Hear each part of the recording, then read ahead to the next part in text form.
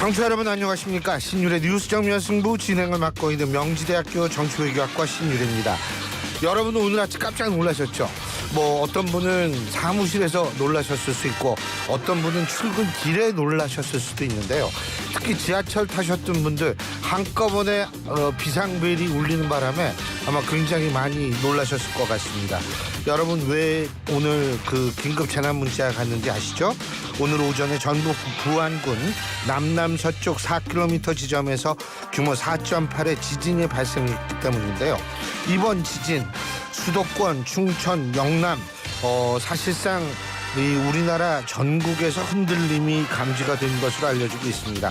인명피해는 아직까지 없는 것으로 알려져서 정말 다행입니다만 작은 피해는 있습니다. 어쨌든 이번 지진으로 한반도 더 이상 지진 안전지대가 아니다 이런 경고를 되새기게 하는데요. 일본보다 지진 위험이 훨씬 작은 건 사실이지만 한반도 어디에서든지 큰 규모의 지진이 발생할 수 있는 만큼 지진의 대응 그리고 피해 최소화를 위한 대책도 좀 강구가 돼야 될 것 같습니다. 자, 오늘 저희가 준비한 소식 말씀드리겠습니다. 오늘 2부에서는 국민의힘 전대를 관련해서 국민의힘 최영두 의원과 얘기 나눠보고요. 3부와 4부 여의도 청년정치 이승환 전 대통령실 행정관 박성민 전 더불어민주당 최고위원 두 분과 함께하겠습니다. 6월 12일 수요일 신율의 뉴스 정면 승부 지금부터 시작합니다.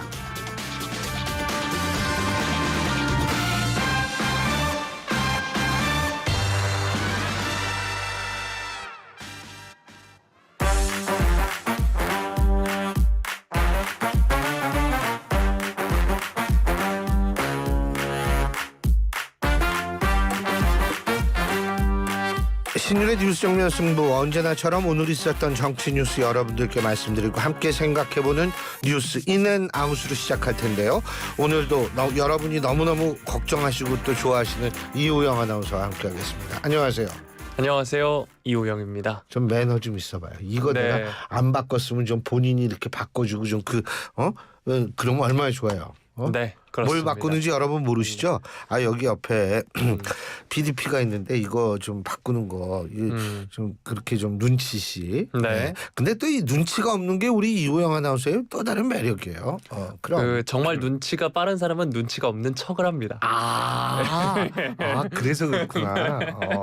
아니 참 아주 그 사람이 진국이고 아주 네. 그냥 눈치도 없이 그냥 네. 앉아 있고 뭐 이래가지고 네. 그래서 또 귀여운 면이 있어요. 네. 오늘 아침에 놀랬죠. 저도 많이 놀랐습니다. 나는 있잖아요. 네.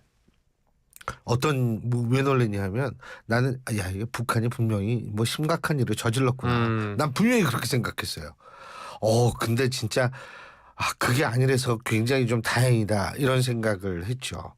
그런데 내가 참 느낀 게 뭐냐면 거기 주민분들 얼마나 놀라셨겠어요. 그럼요. 그런데 이분들이 뭐냐면 전쟁 났구나라고 생각을 했다는 거예요. 근데 이게 제가 참 그 소리 들으면 느끼는 게 뭐냐면 우리나라에서 뭔가 터졌으면 전쟁 났구나라는 생각부터 해요. 근데 과연 외국에 계신 분들이 전쟁 났구나 이렇게 생각할까요? 그렇지 않습니다.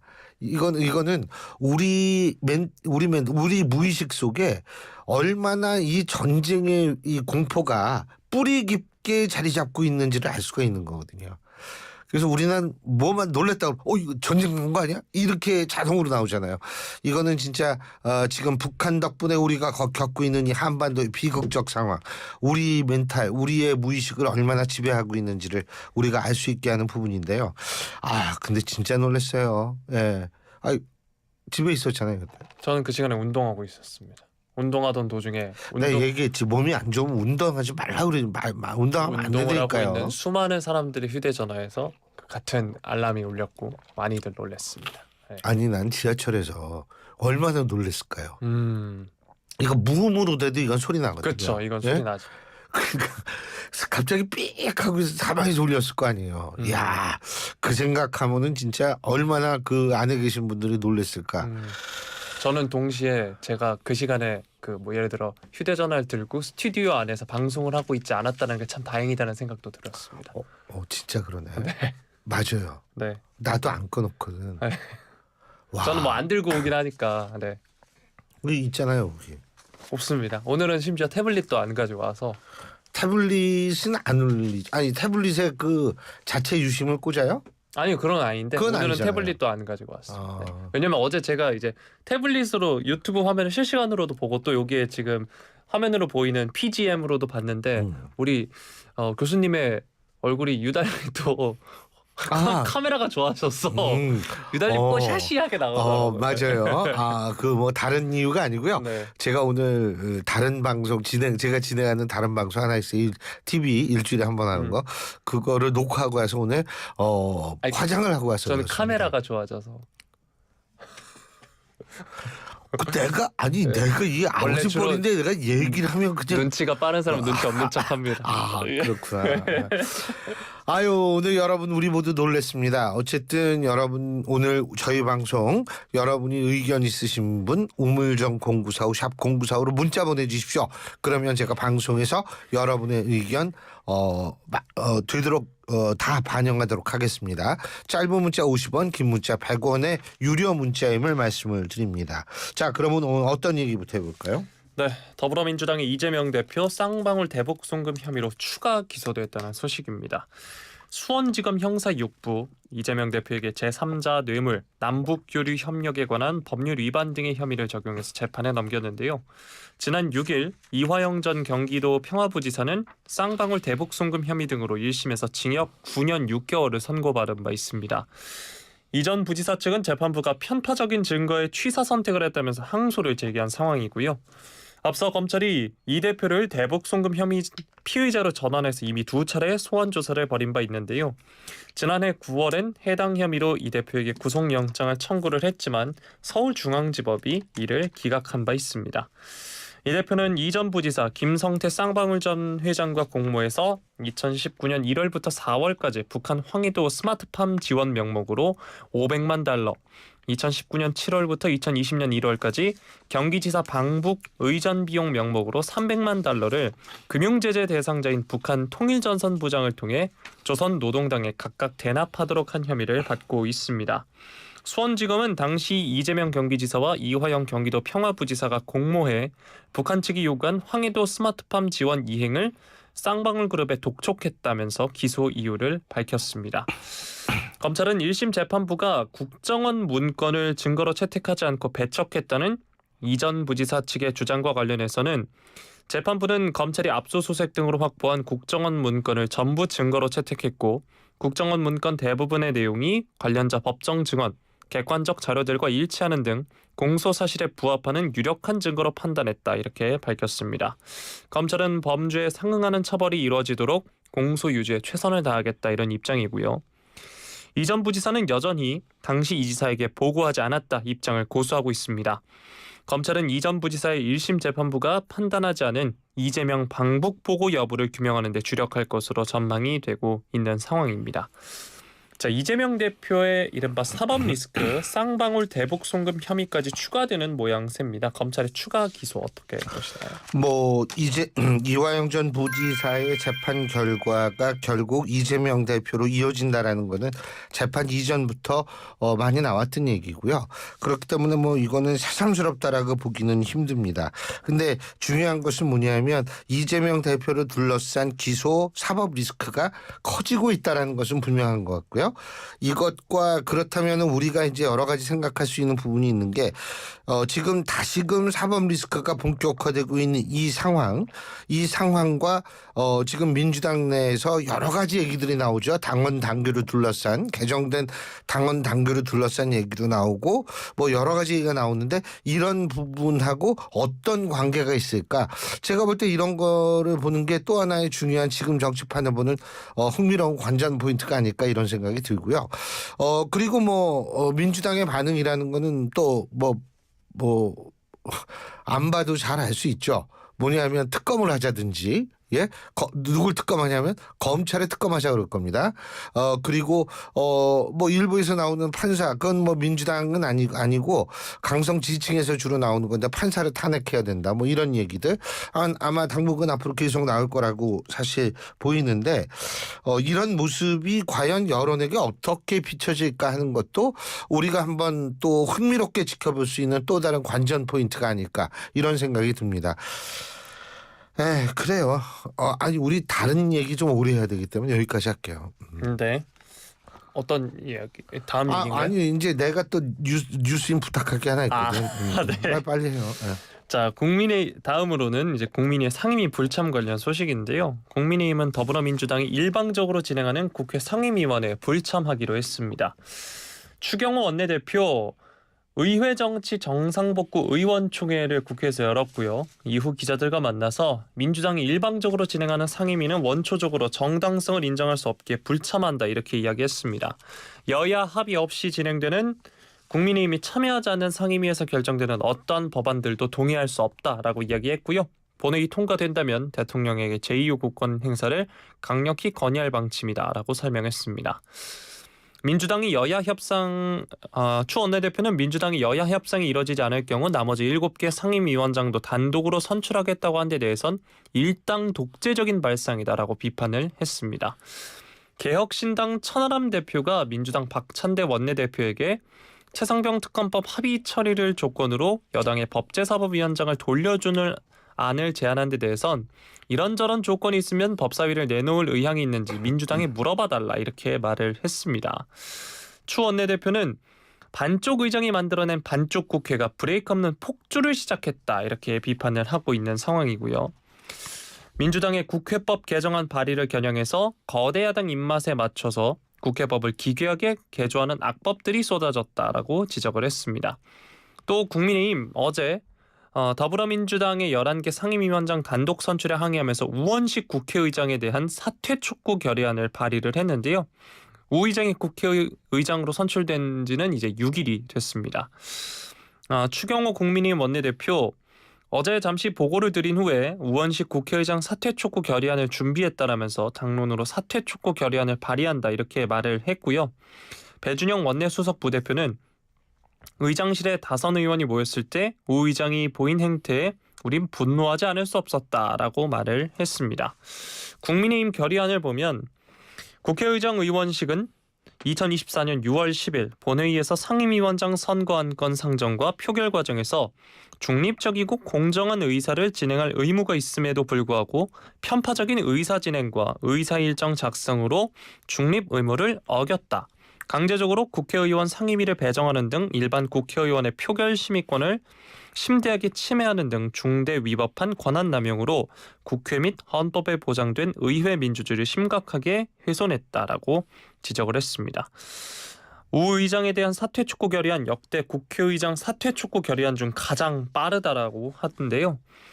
22대 국회 임기 시작부터 원구성 협상을 둘러싼 여야 간 극한의 대치가 이어진 결과 우원식 의장에 대한 사퇴 촉구 결의안까지 나왔습니다. 이 소식 뉴스인 부탁드리겠습니다. 우원식 의장이 상당히 원래 합리적인 인물로 많이 알려졌었습니다. 그리고 이번이 자신이 국회의장 돼서 첫 번째 결정한 건데 여기에 대해서 이 얘기가 나올 수는 있다고 봐요. 그런데 이제 제가 조금 이거를 분석을 해보면 지금 이 현실 정치를 분석하는 사람들은 여러 가지 분석을 내놓고 있습니다. 그러니까 왜 민주당이 법사위, 운영위 이런 걸 다 가져갔느냐 이런 거 할 때 뭐 예를 들면 방탄을 위해서다라는 분석도 있고 또 다른 분석이 있습니다. 그 또 다른 분석은 뭐냐면 윤 대통령 탄핵을 준비하는 것이다. 라는 그런 얘기도 있고요. 뭐 여러 가지 얘기가 나오고 있습니다. 자, 근데 어떤 얘기가 맞는지 제가 그걸 판단하려고 하는 것은 아니에요. 그런데 이런 얘기들이 하나같이 부정적인 내용을 담고 있다는 거죠. 뭐에 대한 부정적인 거냐 하면 민주당이 사실 모든 이렇게 단독으로 처리하는 것, 이 이유에 대해서 모두 부정적인 측면을 이유로 들고 있다라는 점을 주목해야 된다는 거죠. 어떤 것이 맞는 얘기든 다 틀린 얘기든 그건 우리가 알 수 없지만 최소한도 이런 부정적인 분석이 나오고 있는 것에 대해서 우원식 의장이 거기에 일정 부분 이 또 한 부분을 차지하고 있다라는 거는 앞으로 2년간 대한민국 의전서울 2위의 국회의장직을 수행할 우원식 의장의 입장에서 볼 땐 그다지 바람직한 것은 아닙니다. 더군다나 한 가지 더 말씀드리자면 지금 친명계 원조 친명들도 지금 상당히 부정적인 의견을 내고 있는 당원 당규 핵심은 두 가지거든요. 뭐냐면 그 당권 분리 때로는 안 해도 좋다라는 게 하나고, 두 번째는 뭐예요? 당원 주권이라고 그래도 당원 목소리 많이 낸다 이거거든요.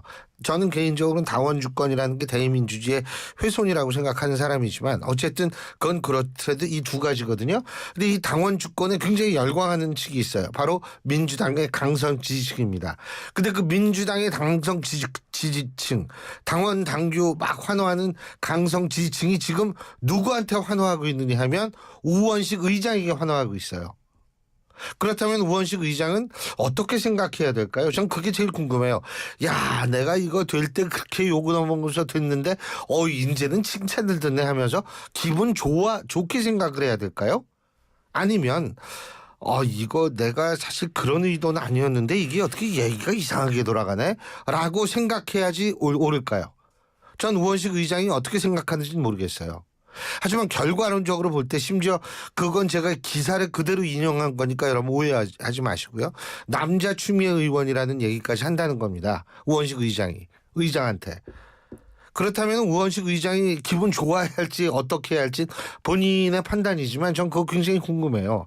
이런 상황이기 때문에 사실은 이게 뭐 빠르고 늦고 간에 국민의힘 입장에서 볼 때는 그 사퇴 촉구 결의안을 낼 수밖에 없는 상황이 아니었는가 이런 생각을 합니다. 뭐 국회법을 지켜가지고 기분이 좋으신지 모르겠지만 국회법 못 지킨 겁니다. 왜? 7개는 아직 상임위원장 안 정했잖아요. 국회법을 지키려면 10일 날 18개 상임위원장을 전부 정해야 되는 거 아닌가요? 그렇기 때문에 저는 이런 부분에 있어서는 사실 우원식 의장 과연 역사에 남는 의장이 될지 아니면 민주당 사에 남는 의장이 될지 아니면 민주당의 강성 지지층의 가슴에 남는 의장이 될지 저는 그게 참 궁금해지는 요즘입니다. 네, 다음 소식은 앞서서 앵커께서 오프닝 때 말씀해 주셨던 지진 관련 소식인데요. 오늘 오전 8시 26분 49초 전북 부안군 남남서쪽 4km 지점에서 규모 4.8의 지진이 발생했다고 기상청이 밝혔습니다. 진앙은 북위 35.7영도, 동경 126.71도로 행정구역으로는 전북 부안군 행안면 진동리였는데요. 진원의 깊이는 8km로 추정이 됐습니다. 이번 지진은 올해 한반도와 주변 해역에서 발생한 지진 중 규모가 가장 크다고 하고요. 국내에서 규모 4.5 이상의 지진이 발생한 건 작년 5월 15일 강원 동해시 북동쪽 52km 해역에서 4.5의 지진이 발생하고 약 1년여 만이라고 합니다. 육지로 기준으로 따졌을 땐 2018년 2월 11일 경북 포항시 북구 북서쪽 5km 지역에서 규모 4.6 지진이 발생하고 6년여 만이다라고 하고요. 이후 부안 지역에서 여진이 오전 9시 50분 기준 총 11번 발생했다라는 소식도 전해지고 있습니다. 또 여진 소식이 또 있었죠. 오후 1시 15분 전북 부안군 남쪽 부근 4km 지역에서 규모 3.1의 지진이 일어났다라고 했는데 이번 지진은 올해 한반도와 주변 해역에서 발생한 지진 규모 중 가장 크다고 말씀드렸고 또 전북 내륙에서 발생한 지진 중에서는 가장 강했다라고 합니다. 기상청이 지진 계기 관측을 시작한 1978년 이후로 범위를 넓혔을 때는 16번째로 강한 지진이다라고 하는데요. 이제 진짜 한반도 지진 안전지대가 아닌 것 같습니다. 오전에 재난 문자 받고 정말 많이들 놀라셨을 텐데요. 이 소식 뉴스인 부탁드리겠습니다. 자, 퀴즈인가요? 퀴즈입니다. 국제 기준으로 강진이라고 했을 땐 얼마나 그 진도 규모가 얼마나 될 것 같아요? 국제 기준으로 강진이요? 5. 5. 가세요. 네, 수고하셨습니다. 다시. 네. 얼마? 4.5. 나가세요. 수고하셨습니다. 예, 나가세요. 지금까지 이우영 아나운서였습니다. 예, 네. 도저히 이건 안 되겠네. 6이요, 6. 그리고 인명 피해가 발생하기 시작하는 진도는 어느 정도 될까요? 6. 죄송한데요. 우리 청취자 여러분 정말 죄송합니다. 이 도대체 하지만 4든 5든 준비는 해야 되는 거 아닐까요? 아, 네. 예, 이런 식으로 얼버무리고 대충 넘어가려고 네. 하는. 근데 이게 뭐냐면 인명 피해가 발생하는 진도는 5예요. 우리가 지난번에 경주에서 발생했던 엄청난 지진 있지 않습니까? 이게 5.8이었거든요. 근데 요번에 4.8이죠. 근데 4.8이면 뭐냐면 사람들이 심리적으로 굉장히 놀라는 이거거든요. 5가 넘으면 인명 피해, 6이 넘으면 강진이라고 하는데 4.8, 5.8 1밖에 차이 안 나잖아요. 근데 이게 위력은 몇 배 차이 나는지 아세요? 3배지요. 30배입니다. 예, 말을 잘 못 알아들었군요. 예. 30배 차이가 난다는 거예요. 그러니까 사실 이번에 정말 4.8일 해가지고 너무 다행스럽게 더군다나 내륙에서 나가지고 4.8일 해가지고 인명 피해가 안 난 게 정말 다행스러운데 그럼에도 불구하고 단순히 놀라신 것뿐만 아니라 창문 깨지고 벽에 금 가고 이런 데가 많다는 거 아니에요. 근데 나 진짜 이건 내가 찾아보지 않아서 모르겠는데 우리나라에서 이 내진 설계를 통해서 건물을 짓게 만든 것이 이게 90년대 이후라고 나 알고 있거든요. 그러니까 80년대 건물이 아직 많아요. 그러니까 지금 뭐 80년대 건물 아직 많은 게 지금 어디에 있는 땡땡 아파트 같은 경우에는 거의 제 나이인데 아직 재건축 안 되고 있거든요. 그러니까 이런 아파트들은 지진에 굉장히 취약할 거라고요. 그래서 좀 그런 게 굉장히 걱정이 많이 되고 또 한 가지는 뭐냐면 이 우리나라 국민들 저도 마찬가지예요. 지진이 나면 어디로 가야 돼요? 일단 실내에서는 이 책상 밑으로 들어가서 머리를 보호해야 되고요. 그게 아니라면 밖으로 대피해야 됩니다. 예, 지금까지는 얼마 전에 예비군 훈련에서 아주 민방위였습니다. 민방위 훈련이고 네. 민방위 훈련에서 아주 교육을 철저히 받고 온 이우영 아나운서의 얘기였는데 그렇습니다. 맞습니다. 여러분 지진이 나면 어디를 가시는 게 제일 좋으냐 하면요. 인근 학교가 있으면 일단 학교로 가세요. 학교로 들어가서 운동장에 계셔야 됩니다. 학교 운동장이 가장 안전한 지역이라고 얘기를 하거든요. 그렇기 때문에 제가 볼 때는 일단 이런 것들 사실 나는 그 지진 거를 우리 딸애들 지금 뭐 다 컸죠.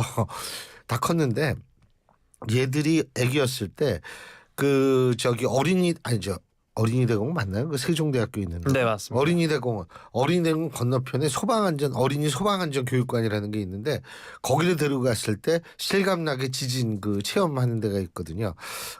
그것밖에 없어요. 근데 어쨌든 그거 진짜 끔찍할 것 같아요. 우리가 그러니까 믿을 때 하나도 없어지는 거 아니에요. 우리가 믿을 때는 그래도 땅이라도 있어야 돼. 이 땅마저 흔들리니까. 그래서 그런 생각을 하는데 정부에서 지금 뭐 피해가 없다 뭐 다행이다 이렇게 얘기할 게 아니고 내진 설계가 안 된 건물을 어떻게 보강을 할 것인가에 대한 구체적인 계획을 세우는 것이 가장 중요하지 않을까라는 생각이 듭니다.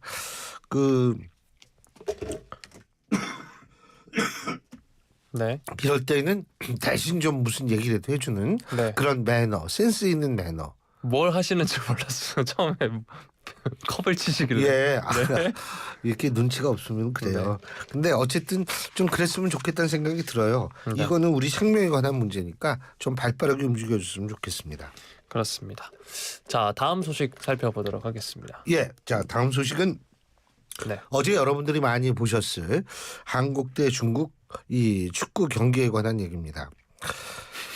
어제 제가 네. 어제 왜 웃어요? 근데 어떤 거 보셨나요, 경기? 어제 그 어른이 얘기하는데 아니 방금 전에 뭐 하실 때는 말하라고 하셨는데. 그래서 역시 또 이렇게 네. 금방. 네. 예. 근데 어제 여러분 축구 다 보셨는지 모르겠습니다만 어제 축구에 대해서 참 여러 가지 생각을 많이 했다 이런 분들도 계시고 그리고 제가 오늘 얘기를 들었는데 어제 중국이 임한 것은 뭐냐면 큰 점수 차이로 패하지만 않으면 자신들은 괜찮다라는 생각을 했다라는 얘기도 있습니다. 사실 네. 어제 중국과 한국의 경기 이강인 선수의 결승골 후반 16분에 터진 이강인의 결승골에 힘입어서 1대 0으로 이겼습니다. 하프라인을 거의 안 넘고 그냥 전부 수비하고 뭐 이랬다고 그러는데 제가 사실은 어제 못 봤습니다. 네. 그런데 여러분은 어제 축구 경기 보신 분들 어떻게 생각했는지 대한민국에서 가장 또 이 발빠르게 여러 가지 소식을 전합니다만 그중에서 특히 전문 분야가 이 축구 전문 캐스터라고 그래가지고 이우영 아나운서의 분석을 여러분이 지금부터 들어보시겠습니다. 뉴스인 해주시죠. 네. 2026 북중미 월드컵 아시아 C조 마지막 6차전이 어제 열렸습니다. 우리는 이강인 선수의 결승골에 힘입어서 1대0 승리를 거뒀고요. 5승 1무 무패 승점 16점으로 우리는 이제 최종 예선으로 갑니다. 이래서 이제 아시아 축구연맹 가맹국 중에 우리가 3위권을 유지하면서 3차 예선 조추첨에서 1번 포트에 들어간 유리한 고지를 점하게 됐습니다. 앞서서 앵커께서 말씀해 주셨지만 중국은 우리에게 비기거나 혹은 최대한 적은 점수차로 지는 게 목표였습니다. 그렇기 때문에 점수가 뒤지고 있는 와중에도 공격을 그다지 시도하지 않았고요. 그런데 태국이 싱가포르와 이제 석점 차로 이기면 태국이 올라가는 거였는데 태국이 싱가포르를 상대로 3대1 승리를 거두면서 이제 아쉽게 중국이 최종 태국 입장에서 아쉽게 중국이 이제 이거 오해하지 마십시오. 뭐 원래 이우영 아나운서 중국 되게 좋아해요. 네, 그렇잖아요. 최종 예선으로 가게 짜장면도 됐습니다. 좋아하고 다 그럼요. 좋아하잖아요. 네. 자, 어제 그리고 인상 깊었던 건 중국 원정 관중들이 3,000명이 넘게 왔습니다. 3,000명이 넘게 왔는데 일부 응원단이 손흥민 선수에게 야유를 보내는 모습이 보였는데요. 전반 40분쯤 손흥민 선수가 중국 골대를 향해 위협적으로 돌파를 하자 야유가 더욱 심해졌습니다.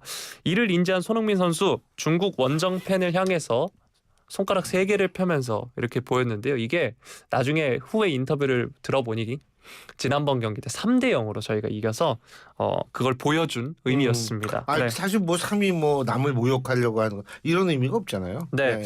그게 손흥민 선수가 그럴 리도 없고. 네, 그래서 손흥민 선수가 직접 인터뷰를 밝힌 게 선수라면 야유를 받을 수 있지만 이게 본인뿐만 아니라 한국 팬들, 한국 홈에서 한국 팬들을 향해 야유를 보이는 모습을 보이길래 이런 제스처를 했다라고 이야기를 했습니다. 그것뿐만이 아니고 사실 중국 선수들이 어제 참 훌륭하게 아주 깨끗한 플레이를 보여줬다라고만은 얘기할 수가 없는 것 같아요. 사실 제가 안 보긴 안 봤는데 끝에 좀 봤거든요.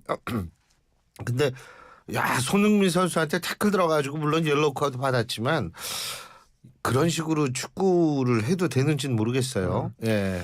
그리고 제가 이제 중국 네티즌 반응들을 살펴봤습니다. 예. 손흥민 선수 도발에 대해서 모 네티즌은 다음엔 다리를 걷어차 부러뜨려 줄게 이런 댓글을 달았는데 다음에 또 만날 수 있을지 모르겠습니다. 예. 네, 그리고 또 한국 유럽파 선수들이 축구를 할 수 없도록 태클을 해야 된다라고 댓글을 남겼는데 사실 유럽파 없이도 중국과의 경기에서는 우린 늘 승리를 거둬왔다는 점까지 말씀을 드리려고 합니다. 예. 자, 임시 감독 체제도 끝이 났고요. 이제 9월 다음 A 매치인데 그때까지 축구협회가 정식 감독 선임에 정말 공을 잘 들였으면 좋겠습니다. 시간 다 돼서 하나만 좀 따져봅시다. 네.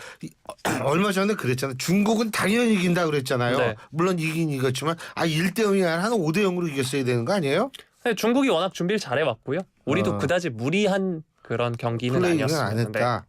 알겠습니다. 예, 지금까지 축구 전문 캐스터 이우영 아나운서와 함께했습니다. 수고하셨습니다. 고맙습니다. 예. 대한민국 대표 트렌치 코리아 트렌치.